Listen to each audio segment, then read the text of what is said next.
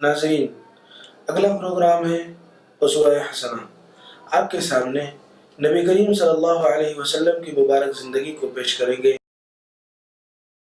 بسم اللہ الرحمن الرحیم، نحمده ونصلی علی رسوله الکریم، اما بعد فاعوذ باللہ من الشیطان الرجیم، بسم اللہ الرحمن الرحیم۔ لقد كان لكم في رسول الله أسوة حسنة لمن كان يرجو الله واليوم الآخر وذكر الله كثيرا، صدق الله العظيم۔ وقال النبي صلى الله عليه وسلم أدبني ربي فأحسن تأديبي، او كما قال عليه الصلاة والسلام۔ ناظرین محترم، اسوہ حسنہ میں آج ہم آپ کی خدمت میں پروگرام پیش کریں گے آپ صلی اللہ علیہ وسلم کا، حضور اکرم صلی اللہ علیہ وسلم کا دودھ پلانا۔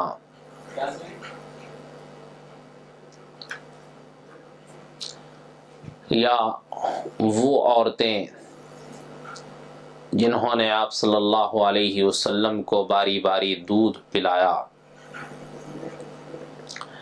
نبی رحمت صلی اللہ علیہ وسلم کی ہر ادا اور آپ کا ہر عمل سیرت کی کتابوں میں محفوظ ہے۔ اللہ نے آپ کی پوری حیات طیبہ کی حفاظت کا اللہ نے خاص انتظام فرمایا ہے۔ تو انہی میں سے سیرت کا ایک پہلو ہے آپ نبی رحمت صلی اللہ علیہ وسلم کا دودھ پینا۔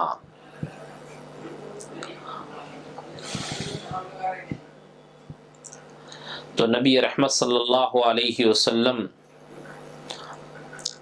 کی نبوت کی علامات میں سے مہر نبوت کا جہاں تذکرہ آیا، ذکر کیا گیا احادیث میں، مہر نبوت کے سلسلے میں ایک یہودی عالم کا تذکرہ آتا ہے۔ اس نے جب آپ صلی اللہ علیہ وسلم کی مہر نبوت کے متعلق بات کی تھی، تب آپ کی ایک علامت اور ذکر کی تھی۔ مہر نبوت کے بارے میں جب ایک یہودی عالم نے گفتگو کی تو اس ایک یہودی عالم نے مہر نبوت کے بعد ایک اور علامت ذکر کی تھی نبی آخر الزمان صلی اللہ علیہ وسلم کی۔ وہ علامت یہ تھی کہ وہ نبی اور وہ بچہ 2 رات تک دودھ نہ پیے گا۔ نبی رحمت صلی اللہ علیہ وسلم کی یہ علامت کتب سماویہ میں، آسمانی کتابوں میں نقل کی گئی، لکھی گئی کہ آپ صلی اللہ علیہ وسلم کے دونوں شانوں کے درمیان مہر نبوت ہوگی، اور اسی طرح آپ صلی اللہ علیہ وسلم اپنی ولادت کے بعد 2 رات تک دودھ نہیں پئیں گے۔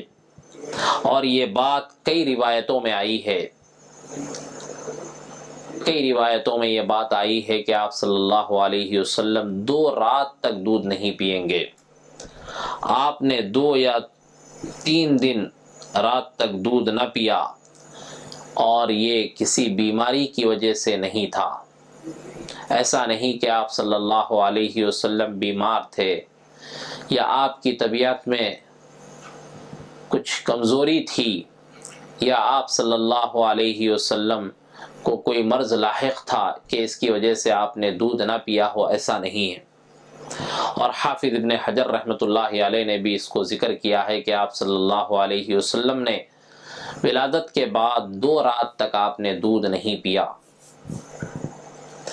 پھر جب آپ صلی اللہ علیہ وسلم نے دودھ پینا شروع کیا تو حضرت آمینہ نے اپنے لخت جگر کو سب سے پہلے دودھ پلایا۔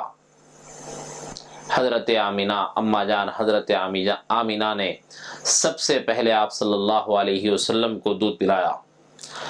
علامہ قفاعی رحمۃ اللہ علیہ کی کتاب عیون المعارف میں ہے کہ حضرت آمینہ نے آپ کو 7 دن دودھ پلایا۔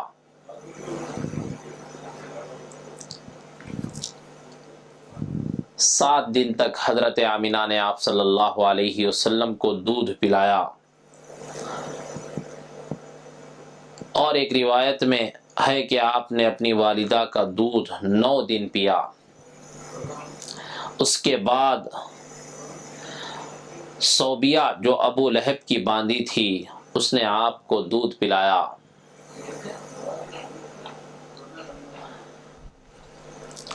ام ایمن عزیزہ کہتی ہیں کہ سب سے پہلے یعنی آپ کی والدہ کے بعد آپ کو دودھ پلانے والی صوبیہ ہیں۔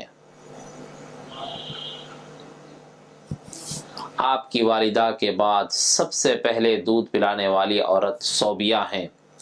جب صوبیہ نے حضور صلی اللہ علیہ وسلم کی پیدائش کی خبر اپنے آقا ابو لہب کو دی تو اس نے آپ کو آزاد کر دیا۔ نبی رحمت صلی اللہ علیہ وسلم کی ولادت کی خوشی میں،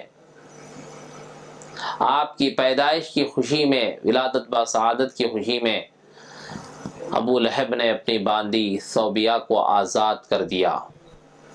اس لیے بعض روایتوں میں آتا ہے کہ ابو لہب نے اپنی باندی کو آزاد جو کیا یہ انگلی کے اشارے سے کیا۔ اسی وجہ سے ابو لہب کے بارے میں آتا ہے کہ ابو لہب کا جہنم میں جو عذاب ہوا تو عذاب میں سارا جسم جہنم میں جل رہا ہے، لیکن اللہ نے ابو لہب کی انگلی کو عذاب سے محفوظ رکھا، جلنے سے محفوظ رکھا۔ یہ اللہ تعالیٰ کی جانب سے یہ خاص معاملہ جو تھا، یعنی انگلی کو جلنے سے اللہ نے جو محفوظ رکھا ہے، یہ چونکہ ابو لہب نے اپنی باندی صوبیہ کو انگلی کے اشارے سے آزاد کیا، نبی رحمت صلی اللہ علیہ وسلم کی ولادت با سعادت کی خوشی میں ابو لہب نے جو اپنی باندی کو اشارے سے آزاد کیا تو اللہ نے اس کے عذاب، ابو لہب کے عذاب میں اتنی تخفیف فرمائی، اتنی کمی کی کہ اللہ نے انگلی کو عذاب سے محفوظ رکھا ہے۔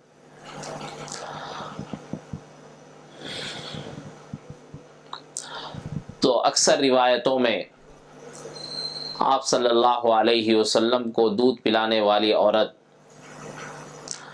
صوبیہ ذکر کیا گیا ہے، لیکن اصح السیر جو سیرت کی مشہور کتاب ہے کہ جس میں بجائے صوبیہ کے ثویبہ لکھا ہے، چاہے صوبیہ ہوں چاہے ثویبہ ہوں، جو ابو لہب کی باندی تھی، انہوں نے آپ صلی اللہ علیہ وسلم کو دودھ پلایا۔ صوبیہ کو دودھ ان کے اپنے بچے مسروح کی وجہ سے تھا، صوبیہ کے جو فرزند تھے مسروح کی وجہ سے دودھ تھا، اور صوبیہ نے اس اعتبار سے مسروح آپ صلی اللہ علیہ وسلم کے رضاعی بھائی ہوئے، اور صوبیہ نے اس سے پہلے آپ صلی اللہ علیہ وسلم کے چچا زاد بھائی یعنی ابو سفیان کو بھی دودھ پلایا تھا۔ صوبیہ نے آپ صلی اللہ علیہ وسلم سے پہلے آپ کے چچا زاد بھائی ابو سفیان کو بھی دودھ پلایا تھا۔ اس طرح مسروح اور ابو سفیان آپ کے رضاعی بھائی ہوئے، اور ابو سفیان کے متعلق کئی علماء نے لکھا ہے کہ آپ صلی اللہ علیہ وسلم کے بچپن کے دوست تھے، جو آپ کے چچا زاد بھائی بھی تھے اور آپ کے بچپن کے دوست تھے ابو سفیان۔ مگر جب اسلام کا آغاز ہوا تو جب سے جدائیگی ہو گئی، جب نبی رحمت صلی اللہ علیہ وسلم نے نبوت کا اعلان کیا اور اسلام کا آغاز ہوا تو ابو سفیان آپ صلی اللہ علیہ وسلم سے جدا ہو گئے، بلکہ آپ صلی اللہ علیہ وسلم کی دشمنی میں سب سے پیش اور سب سے آگے رہنے والے تھے۔ پھر فتح مکہ کے موقع پر ابو سفیان اسلام لے آئے اور نبی رحمت صلی اللہ علیہ وسلم سے پناہ طلب کی، تو نبی رحمت صلی اللہ علیہ وسلم نے یہاں تک فرمایا لوگوں سے من دخل دار ابی سفیان فہو آمن، کہ ابو سفیان کو بھی امان حاصل ہے کہ جو اسلام لے آئے ہیں، اسلام کے لانے سے دامن امان میں وہ آ گئے ہیں، اور اسی طرح جو شخص بھی ابو سفیان کے گھر میں داخل ہوگا وہ بھی مامون اور محفوظ ہوگا۔ اور حضرت مسروح اور ابو سفیان سے چند سال پہلے ثوبیہ نے حضرت حمزہ کو بھی دودھ پلایا تھا۔ حضرت حمزہ جو آپ صلی اللہ علیہ وسلم کے چچا ہیں، عمر میں آپ سے کچھ ہی بڑے تھے، تو ثوبیہ نے چند سال پہلے مسروح اور ابو سفیان سے پہلے حضرت حمزہ کو بھی دودھ پلایا تھا۔ اس طرح حضرت حمزہ یہ آپ کے رضاعی بھائی بھی ہوئے۔ اسی طرح بنی سعد کی ایک اور عورت جو حلیمہ کے علاوہ ہیں، اس نے بھی حمزہ اور حضور صلی اللہ علیہ وسلم دونوں کو اپنا دودھ پلایا تھا۔ بنی سعد کی ایک عورت جو حضرت حلیمہ رضی اللہ عنہ، حلیمہ سعدیہ کے علاوہ ہیں، کہ انہوں نے آپ صلی اللہ علیہ وسلم اور حضرت حمزہ دونوں کو دودھ پلایا۔ اس طرح کے اصل میں تو وہ حمزہ رضی اللہ عنہ کو دودھ پلایا کرتی تھی۔ ایک مرتبہ حضرت حلیمہ نے اس عورت کو آپ صلی اللہ علیہ وسلم کو اس عورت کے حوالے کیا تو اس نے آپ کو بھی دودھ پلایا۔ اس طرح دو ماؤں کے واسطے سے حضور صلی اللہ علیہ وسلم حضرت حمزہ کے رضاعی بھائی ہوئے ثوبیہ سے، اور اسی طرح بنو سعد کی ایک عورت جس نے حضرت حمزہ کو اور نبی رحمت صلی اللہ علیہ وسلم دونوں کو دودھ پلایا۔ اس طرح دو ماؤں کے واسطے سے حضور صلی اللہ علیہ وسلم حضرت حمزہ کے رضاعی بھائی ہوئے، اور نبی رحمت صلی اللہ علیہ وسلم کو کئی عورتوں نے دودھ پلایا ہے۔ بعض نے 8 تک تعداد لکھی ہے۔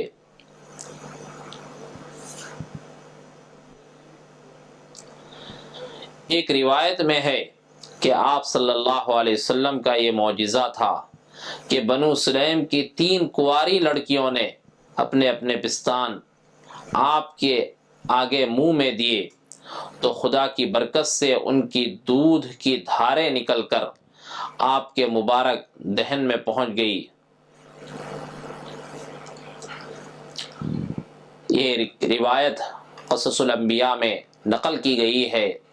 حافظ ابن کثیر رحمۃ اللہ علیہ نے اسے نقل کیا ہے کہ آپ صلی اللہ علیہ وسلم کا یہ معجزہ تھا کہ جہاں اللہ کے رسول صلی اللہ علیہ وسلم سے بے شمار معجزات ظاہر ہوئے، حضرت حلیمہ سعدیہ کے سلسلے میں یہ معجزہ ملتا ہے۔ حلیمہ سعدیہ کو دودھ نہیں آتا تھا، لیکن جب انہوں نے آپ صلی اللہ علیہ وسلم کو اپنی آغوش میں لیا تو حضرت حلیمہ سعدیہ کو دودھ کثرت سے آنے لگا۔ تو ایک روایت یہ ہے کہ آپ کا یہ معجزہ تھا کہ بنو سلیم کی 3 کنواری لڑکیوں نے اپنے اپنے پستان آپ کے آگے منہ میں دیے تو خدا کی برکت سے ان کی دودھ کی دھاریں نکل کر آپ کے مبارک دہن میں پہنچ گئی، آپ کے منہ میں پہنچ گئی، اور ان تینوں کا نام عاتقہ تھا۔ اور حضور صلی اللہ علیہ وسلم کا بھی فرمان ہے، میں بنو سلیم کی عاتقاؤں کا بیٹا ہوں۔ اور پھر حضور اکرم صلی اللہ علیہ وسلم کے والد کی باندی ام ایمن تھی۔ ایک روایت کے مطابق انہوں نے بھی آپ کو دودھ پلایا،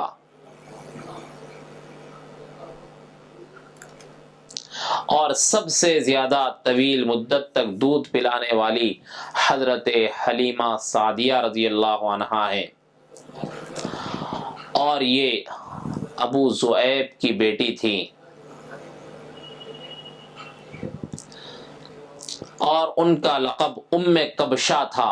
حضرت حلیمہ سعدیہ کا لقب ام کبشہ تھا۔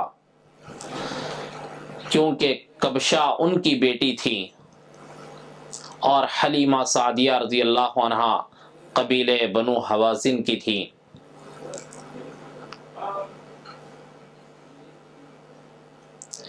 اور ابن اسحاق کہتے ہیں، جو راوی ہیں بہت بڑے، ابن اسحاق کہتے ہیں کہ آپ کے رضاعی بہن بھائی حضرت حلیمہ کی طرف سے یہ ہیں، حضرت حلیمہ رضی اللہ عنہا کی طرف سے آپ صلی اللہ علیہ وسلم کے جو رضاعی بہن بھائی ہیں، عبداللہ بن حارث، انیسہ بن حارث، جزامہ بنت حارث، اور انہی جزامہ کا نام شیمہ بھی ہے،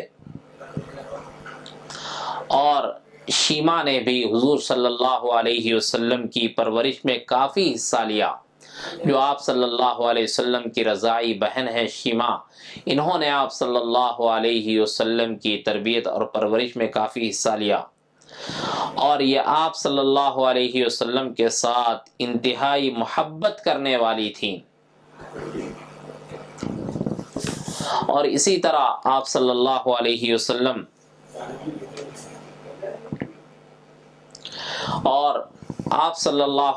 وسلم کو ابو لہب کی باندی صوبیہ نے جو دودھ پلایا ہے، صوبیہ کے اسلام کے بارے میں اختلاف ہے۔ آپ صلی اللہ علیہ وسلم کے ساتھ دودھ پینے والے بچوں میں اور آپ کے رضاعی بھائیوں میں ایک نام حضرت ابو سلمہ کا بھی آتا ہے کہ حضرت حمزہ بھی آپ رضی اللہ عنہ بھی آپ کے رضاعی بھائی ہیں، اور حضرت ابو سلمہ بھی۔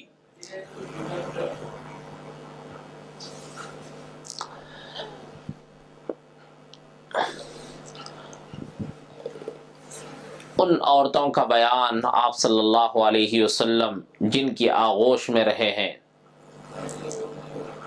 کہ آپ صلی اللہ علیہ وسلم جن عورتوں کی آغوش میں اور گود میں رہے ہیں، جن کی گود میں پلے بڑے ہیں، جنہوں نے آپ صلی اللہ علیہ وسلم کی نشو نما کی ہے، آپ صلی اللہ علیہ وسلم کی والدہ ثوبیہ ہیں۔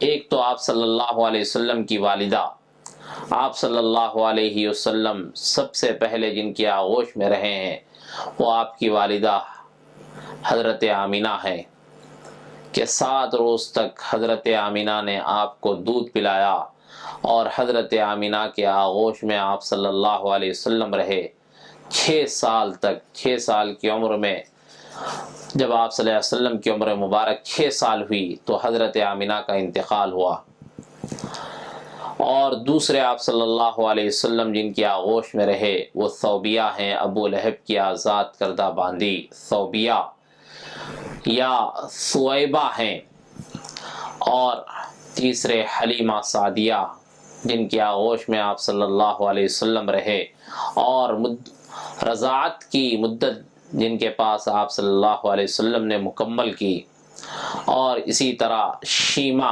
ہیں آپ صلی اللہ علیہ وسلم کی رضاعی بہن، اور ام ایمن حبشیہ جن کا نام برکت ہے، ام ایمن حبشیہ جو آپ صلی اللہ علیہ وسلم کے والد حضرت عبداللہ کی باندی تھی، کہ آپ صلی اللہ علیہ وسلم ان کی آغوش میں بھی رہے ہیں۔ یہ آپ صلی اللہ علیہ وسلم کو آپ کے والد سے میراث میں ملی تھیں۔ ام ایمن حبشیہ آپ صلی اللہ علیہ وسلم کو حضرت عبداللہ کی جانب سے میراث میں ملی تھیں، اور آپ نے ان کا نکاح حضرت زید رضی اللہ عنہ سے کیا تھا۔ حضرت زید جو آپ کے منہ بولا بیٹے تھے، حضرت زید جنہیں آپ صلی اللہ علیہ وسلم نے پال لیا تھا، تو حضرت زید رضی اللہ عنہ سے ان کا نکاح کیا تھا، جن سے اسامہ پیدا ہوئے۔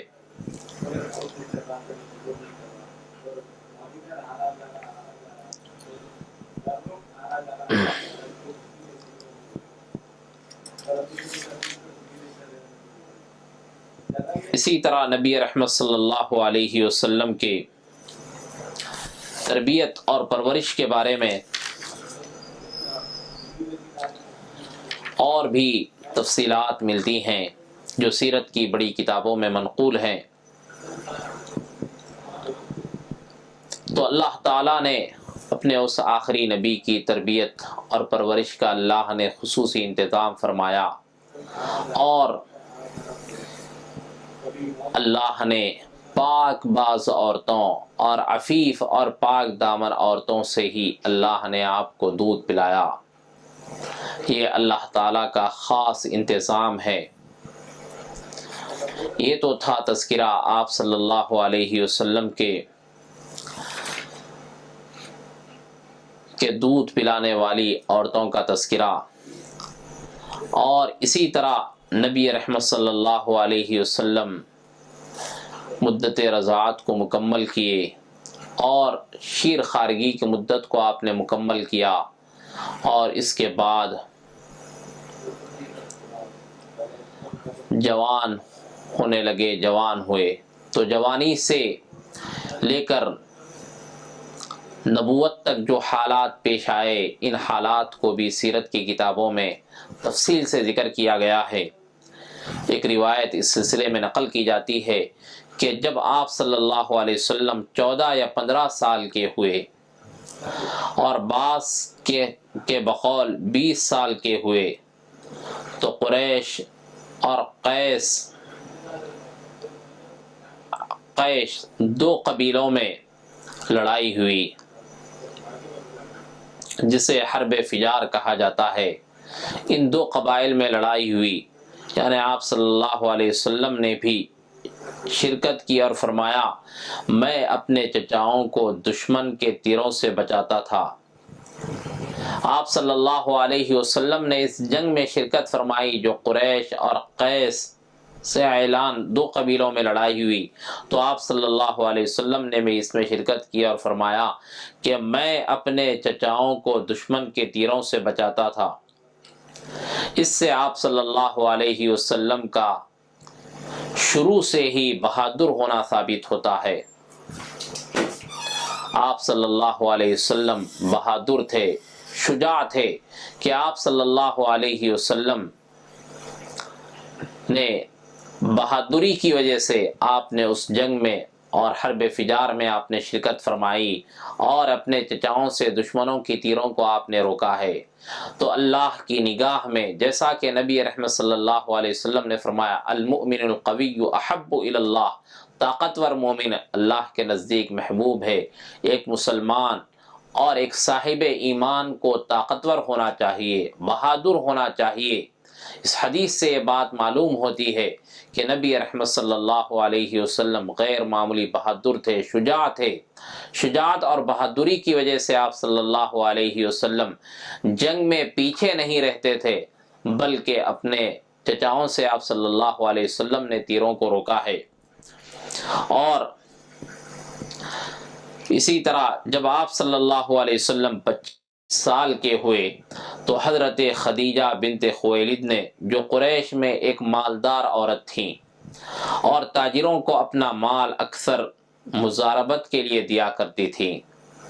مزاربت کا مطلب یہ ہوتا ہے کہ مال ایک کا ہو اور محنت دوسرے کی ہو۔ مال اور سرمایہ یہ حضرت خدیجہ کا تھا، اور نبی رحمت صلی اللہ علیہ وسلم کی محنت تھی۔ تو حضرت خدیجہ رضی اللہ عنہ تاجروں کو اپنا مال بطور اکثر مزاربت کے دیا کرتی تھی۔ آپ صلی اللہ علیہ وسلم کی سچائی، امانت داری، حسن معاملہ اور اخلاق کی خبر سن کر آپ صلی اللہ علیہ وسلم سے درخواست کی حضرت خدیجہ نے کہ میرا مال لے کر ملک شام کو جائیں۔ تو نبی رحمت صلی اللہ علیہ وسلم حضرت خدیجہ رضی اللہ عنہا کا سامان تجارت لے کر ملک شام کا آپ نے سفر کیا، اور تجارت میں آپ نے خوب نفع اٹھایا اور خوب فائدہ حاصل کیا۔ تو اللہ کے رسول صلی اللہ علیہ وسلم کے جوانی کا اس طرح آغاز ہوتا ہے۔ اللہ تعالی ہم سب کو نبی رحمت صلی اللہ علیہ وسلم کی سیرت سے صحیح طور پر استفادے کی توفیق عطا فرمائے، اور اسے اپنانے کی توفیق عطا فرمائے۔ وآخر دعوانا الحمدللہ رب العالمین۔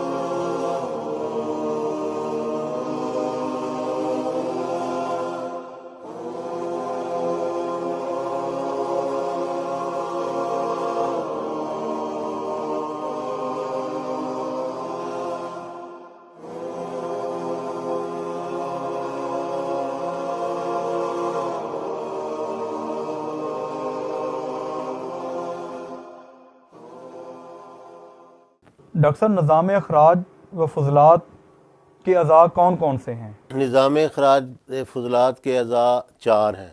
اللہ تعالیٰ نے جسم انسانی کو بیماریوں سے پاک رکھنے کے لیے 4 قسم کے اعضاء پیدا کیے ہیں، جن میں انتڑیاں، پھیپھڑے، گردے اور جلد ہیں، اور ان میں انتڑیوں کو بہت اعلیٰ مقام حاصل ہے، بہت امپورٹنس ہے، ان کی اہمیت ہے۔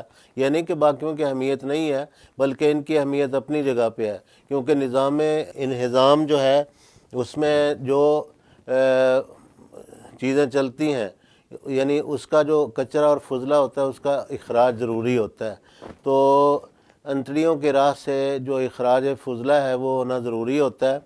جو ماہرین ہیں فطری علاج کے، انہوں نے قرار دیا ہے کہ اگر ہاضمہ عمدہ ہوگا تو اس کے نتیجے میں اخراج فضلہ بھی مکمل طور پر ہوگا، اور زہریلی چیزیں جو جب باہر نکلیں گی تو خود ہی نہیں نکلیں گی، اور بھی بہت ساری چیزیں ساتھ لے کر نکلتی ہیں۔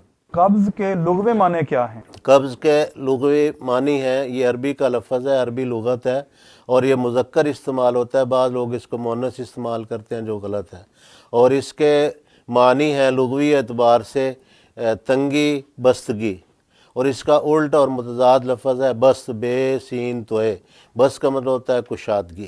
ڈاکٹر صاحب، آپ ہمارے ناظرین کو بتائیں کہ قبض کے طبی و اصطلاحی معنی کیا ہیں؟ لغوی اعتبار سے تو میں نے بتا دیا، لیکن اس میں جو طبی طور پر یا اصطلاحی طور پر جہاں اس کا اطلاق ہوتا ہے وہاں اس سے مراد ہے کہ فضلہ کا مکمل طور پر جسم سے الگ نہ ہونا اور اس کا کچھ حصہ اندر بچ رہنا۔ اخراج فضلہ کا عمل کس طرح وقوع پذیر ہوتا ہے؟ ہوتا یوں ہے کہ جب ہم کوئی چیز کھاتے ہیں تو نظام ہضم کا عمل ہمارے منہ سے شروع ہو جاتا ہے، اور پورے اس پروسیس میں، پورے اس عمل میں مختلف لعابات اور مختلف رطوبات، جن کا ہم اگر نام پیچیدہ طور پر لوگوں کے لیے ایک الجھن کا باعث بنے گا، کیونکہ ہم عام فہم پروگرام کرنا چاہتے ہیں، ان کا ہم نام لیے بغیر یہ بتاتے ہیں کہ جو مختلف لعابات اور رطوبات ہوتی ہیں اور عمل ہاضمہ میں ممد و معاون ہوتی ہیں، ان کا کام شروع ہو جاتا ہے۔ جب مختلف مراحل سے وہ غذا گزرتی ہے تو بالآخر وہ ریکٹم کا حصہ، مائع مستقیم جس کو کہتے ہیں، وہ وہاں پہنچ جاتا ہے، اور وہ جو فضلہ ہوتا ہے وہ وہاں جا کے کچھ دیر رکتا ہے، اور اس کے بعد ادراک یا احساس ہوتا ہے، انسان کو رفع حاجت کی یا قضاء حاجت کی ضرورت محسوس ہوتی ہے۔ تو اس کے آگے جو مائع مستقیم یا ریکٹم کا آخری حصہ ہے اس کو مقد یا مبرز کہتے ہیں، اور وہاں سے اخراج فضلہ کا جو کام ہے وہ ہوتا ہے۔ تو اگر تو ہماری غذا میں ریشہ دار چیزیں ہوں، جیسے کہ مختلف سیلڈز ہیں، مختلف سلاد ہیں، یا موٹے انچنے کی آٹے کی روٹی ہے، اس طرح کر کے اس کو برین بھی کہا جاتا ہے، یعنی چوکر، سوڑا وغیرہ، جس کو پنجابی میں سوڑا کہتے ہیں، وہ جو چیزیں ہوتی ہیں وہ جلدی سے حرکت کرتی ہیں۔ انتڑیاں ایک حرکت کرتی ہیں، ان کے نتیجے میں وہ جو فضلہ ہوتا ہے آگے حرکت کرتا رہتا ہے۔ جب وہ اس مقام پہ پہنچ جاتا ہے جس کو ریکٹم کہا جاتا ہے، تو وہاں پھر اس کے آخری حصہ سے اینس یا مقد یا مقام اخراج فضلہ سے وہ خارج ہو جاتا ہے۔